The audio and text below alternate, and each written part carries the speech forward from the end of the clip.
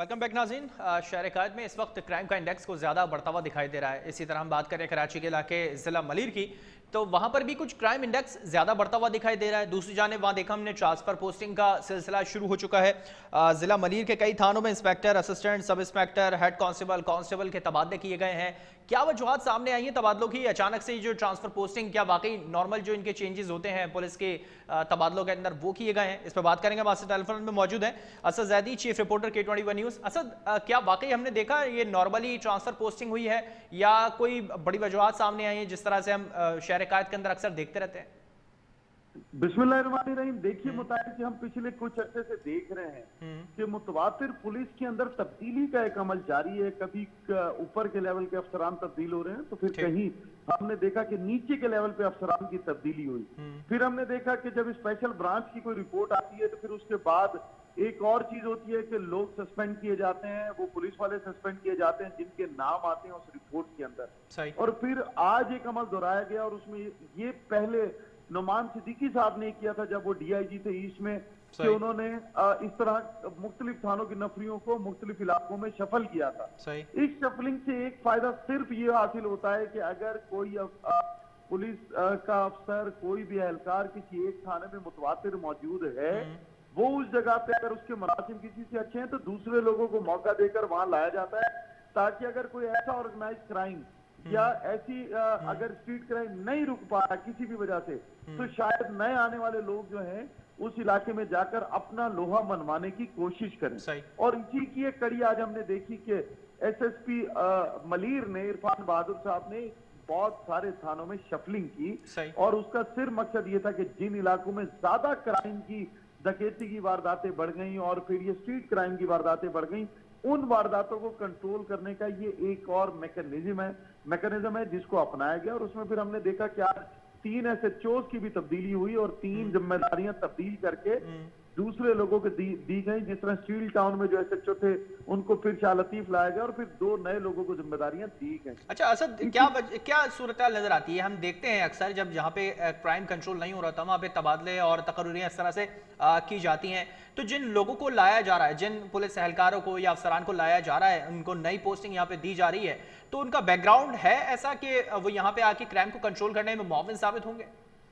देखिए, मुताबिक जो सबसे जरूरी बात है, हमने हमेशा एक बात कही थी और फिर हमने मुतवातिर आपके साथ किसी प्रोग्राम कराची टुडे में कहा कि हमें जो है वो कॉम्बिंग ऑपरेशंस होते दिखाई नहीं देते। और फिर हमने मुतवातिर अभी पिछले 3-4 दिन में देखा कि कॉम्बिंग ऑपरेशन हर इलाके में किए गए और फिर जिसका रिजल्ट भी आ रहा है कि कोई मफरूर पकड़े गए, कोई मंशियात फरोश पकड़े गए और फिर इस तरीके से बहुत सारे क्रिमिनल लोगों को गिरफ्तार किया गया और उनसे रिकवरीज भी की गई। देखिए, कुछ चीजें जो सिंध पुलिस से मिसिंग है उन पे बात कर ली जाए तो फिर ये जो अफसरान है इनकी बात, जिनकी हम कहेंगे कि कोई ठीक था या नहीं था, उनकी कारकर्दगी खुल के सामने आ जाएगी। आज एक डकैती की बड़ी वारदात होती है साउथ के एरिया में और फिर उसमें भी 55 से 60 लाख रुपए मालियत के सिलाई जेवरात और फिर कुछ चीजें वहां से ले जाई जाती हैं। और फिर अनोखी बात इस वारदात में ये थी कि रिक्शे का इस्तेमाल किया गया। जो लूटने वाले थे उसमें बुजुर्ग भी थे और वो रिक्शे में आए और एक खातून भी मुलविस थी, फिर वो लूट कर चले गए। अच्छा, ये असद एक नया ट्रेंड निकला है। अब डकैतों ने जो उनके साथ खवातीन होती हैं उनका सहारा लेना भी शुरू कर दिया ताकि कोई शक ना करे और पुलिस स्नैप चेकिंग में उनको शायद उनको ज्यादा रोके नहीं, उनकी तलाशी ना ले सके। तो अब जिला मलीर के अंदर इस पे कोई खासी तवज्जो दी जाएगी अब, क्योंकि नए जो अफसरान एहलकार आना शुरू हो गए हैं अब, तो क्या इन चीजों पे ज्यादा तवज्जो होगी मलीर के अंदर? देखिए, सिर्फ मलीर की बात कर लें और या फिर ओवरऑल की बात कर लें, जो स्नैप चेकिंग का एक अमल है उस स्नैप चेकिंग के अमल को भी फिर दुरुस्त करने की बात की जाएगी। सबसे पहले जो स्नैप चेकिंग पे लोग खड़े हुए उनके साथ कोई भी जो फीमेल स्टाफ, जिसको हम कहते हैं कि कोई खातून पुलिस एहलकार मौजूद नहीं होती, तो फिर जब गाड़ी के आप, इसमें पुलिस का भी एक कसूर है कि जब आपने स्नैप चेकिंग लगा दी तो वहां खातून एहलकार हो जो ये चेक करे। अब कौन देखेगा? किसी खातून की जामा तलाशी कोई नहीं ले सकता, किसी खातून का पर्स कोई नहीं चेक कर सकता, किसी खातून का कोई मर्द उससे बात नहीं कर सकता, इवन उनका शनाख्ती कार्ड लेकर नहीं देख सकता कि ये खातून आके रहे तो है कौन। तो सबसे पहले तो जो खवातीन है पुलिस एहलकारों की कमी है उसको पूरा करना होगा। तो स्नैप चेकिंग के ऊपर आपकी बात दुरुस्त ठहरेगी। अच्छा, जो अभी तब्दीली की गई मलीर के अंदर, उसके अंदर तो एक वाज़ेह तौर पर फर्क देखने को मिलेगा। जब ये 10 से 15 दिन काम कर लेंगे, फिर कितने लोग वापस पोस्टिंग्स करा लेते हैं, क्योंकि ये भी एक अलमिया है कि जब इस तरह की शफलिंग की जाती है तो बहुत सारे लोग, एसएसपी साहब ने की तो वो डीआईजी ऑफिस जाएंगे, किसी के एडिशनल ऑफिस में, एडिशनल आईजी के ऑफिस में जानने वाले होंगे तो वो ट्रांसफर वापस करा लेंगे, उन वापस उन्हीं थानों में आ जाएंगे जहां से उनको पोस्ट किया गया। अच्छा, इस तमाम चीज को सही करने के लिए क्या वाकई अब लग रहा है कि हम अगर खासतौर पर जिला मलीर की ही बात कर लें तो वहां पे पुलिसिंग निजाम को मजीद बेहतर करने की भी ज्यादा जरूरत, जिस तरह से कि अभी आपने कहा कि अगर ट्रांसफर पोस्टिंग होती है तो फिर लोग अपनी मर्जी से दोबारा से चेंज करा लेते हैं, तो इस चीज में पुलिसिंग जो रिफॉर्म है वो ज्यादा जरूरी हो गई यहाँ पर अब देखिए, रिफॉर्म्स की जब हम बात करेंगे, देखिए वहां पर इरफान बहादुर साहब ने बहुत कोशिश करके मलीर जैसे डिस्ट्रिक्ट को, जहां पे एक तो उसकी बाउंड्रीज बहुत बड़ी, मलीर की अगर हम हदूद देखें और उसका रकबा देखें तो बहुत बड़ा डिस्ट्रिक्ट है, वहां इरफान बहादुर साहब ने अपनी हिकमत से पिछले काफी अरसे से क्राइम को कंट्रोल करने की बहुत कोशिश की है। और उसके बाद वो भी उन्होंने सबसे पहला अमल उन्होंने किया था, जो अभी ये जितने लोग सस्पेंड हुए सबसे पहले उन्होंने की। आज भी अगर हमने देखा कि सबसे पहले जो ट्रांसफर पोस्टिंग है उन्होंने की। फिर जब हम रिफॉर्म्स की बात करते हैं तो फिर देखिए मुताहिर, इसके ऊपर फिर कंप्लीट जो है बात करनी पड़ेगी, और फिर उसमें सबसे पहली बात की जाएगी कि पुलिस की एफआईआर कटने के बाद जाती कहाँ है। बिल्कुल, पुलिस की एफआईआर, अब फिर पुलिस की जेडी की बात करेंगे, फिर पुलिस में आखिर हो क्या रहा है, पुलिस बनाई किस लिए गई थी, पुलिस से काम क्या लिया जा रहा है। तो मैं आपको बहुत कलील से वक्त में बहुत तवील सी गुफ्तगू समेट कर दे देता हूँ। पहली बात कर लीजिए, जेडी क्या है, पुलिस का काम है नुक्सी अमन का, जहां पे भी खतरा हो उसको कंट्रोल करना। पुलिस ने किस काम पे लगी, आला दिलिया ने कहा कि सिक्योरिटी पे जो मुहाफिज गए हुए हैं उनको वापस बुलाया जाए, सिक्योरिटी पे जो लोग मामूर है उनकी डिटेल दी जाए। फिर हमने देखा कुछ चर्चा उस पर अमल किया गया, और अब भी देखें। अच्छा, फिर वो बात वही आ जाएगी ना, फिर वही जिस तरह से भी आपने एक पॉइंट छेड़ा कि उनको ट्रांसफर कराया जाए तो अपनी मर्जी से करा लेते हैं, अगर किसी को उसकी अपनी ड्यूटी से या उनकी सिक्योरिटी से बुलाया जाएगा तो फिर वो दोबारा से वापस चले जाएंगे। ये प्रोसेस तो इसी तरह चलता रहेगा। अच्छा, मैं अगर पूरे ऑल ओवर कराची की बात करूं इस वक्त पुलिस रिफॉर्म की, तो कौन से ऐसे इलाके या कौन से ऐसे डिस्ट्रिक्ट हैं जहां पे ज्यादा जरूरत नजर आती है पुलिस रिफॉर्म की इस वक्त? देखिए, पुलिस रिफॉर्म की पूरी पुलिस में नजर आती है, और डिस्ट्रिक्ट बेहतरी की बात करेंगे तो सबसे पहले साउथ की बात करेंगे।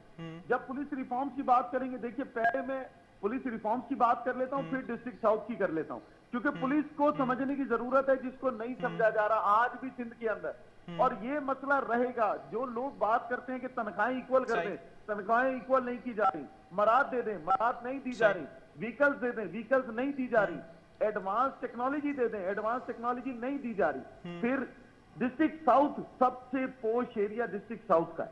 डिस्ट्रिक्ट साउथ के अंदर पिछले 8 माह में 50 बड़े डाके डाले गए, 50 बड़े कह रहा हूं मैं, 50 बड़े डाके डाले गए। एक एसएसपी भी ऐसे हैं जिनका घर की सफाई हुई, एक प्रोफेसर भी ऐसे हैं जिनकी हुई, सदर थाने के हदूद में 15 लाख रुपए लूट लिए गए जिना के गेट के ऊपर। इस तरह बहुत सारी वारदातें हैं जो डिस्ट्रिक्ट साउथ के हदूद में हुई।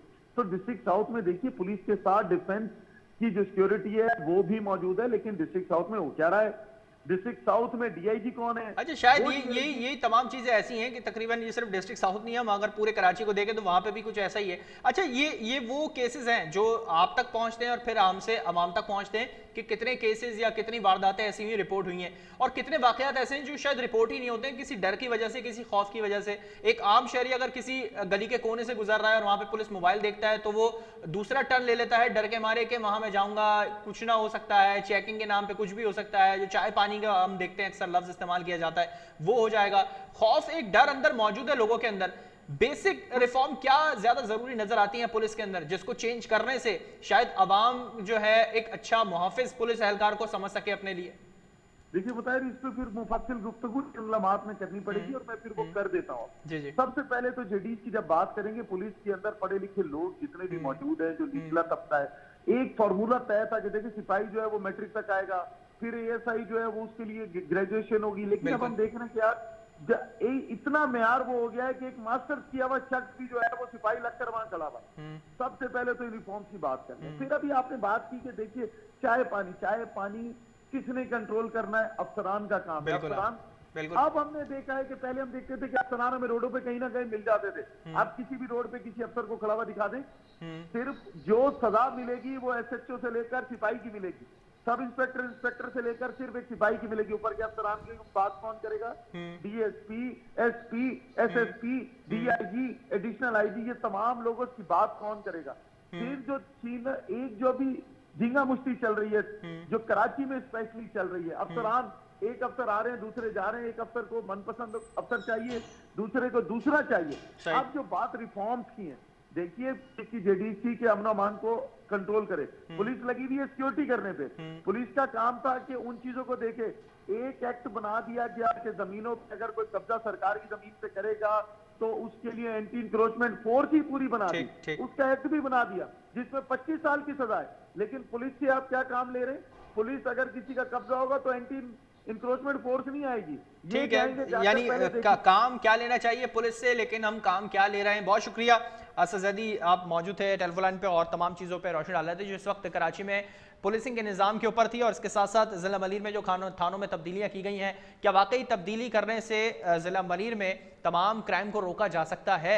ये शायद अब पुलिस के लिए शायद तबादलों और तकर्रियों तक महदूद नहीं, बल्कि कारकर्दगी और एक अच्छी पोजीशन अपनी दिखाने का वक्त आ चुका है पुलिस के लिए, जिसकी वजह से शायद हम फिर देख सकेंगे पुलिस रिफॉर्म की इतनी ज़्यादा ज़रूरत नहीं पड़ेगी अगर पुलिस अपनी कारकर्दगी को ज़्यादा अच्छे तरीके से आवाम तक डिलीवर कर सकें। इसी के साथ प्रोग्राम का वक्त खत्म हुआ। मुझे मेरी पूरी टीम को दीजिए इजाज़त। अल्लाह हाफ़िज़।